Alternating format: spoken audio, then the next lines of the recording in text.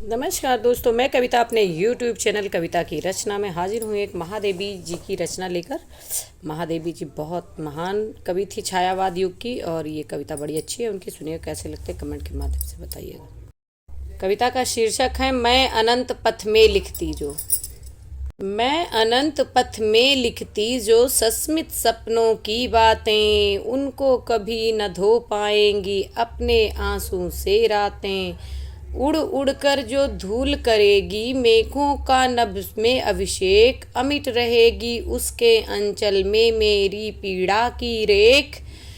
तारों में प्रतिबिंबित हो मुस्काएंगी अनंत आंखें, होकर सीमाहीन शून्य में मडराएंगी अभिलाषें।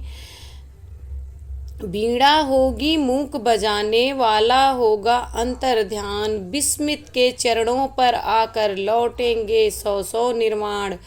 जब असीम से हो जाएगा मेरी लघु सीमा का मेल, देखोगे तुम देव अमरता खेलेगी मिटने का खेल, खेलेगी मिटने का खेल। धन्यवाद। आपको ये कविता कैसी लगी कमेंट माध्यम से बताइएगा। चैनल पर नए हो तो सब्सक्राइब कीजिएगा, वीडियो पसंद आए तो लाइक कमेंट और शेयर।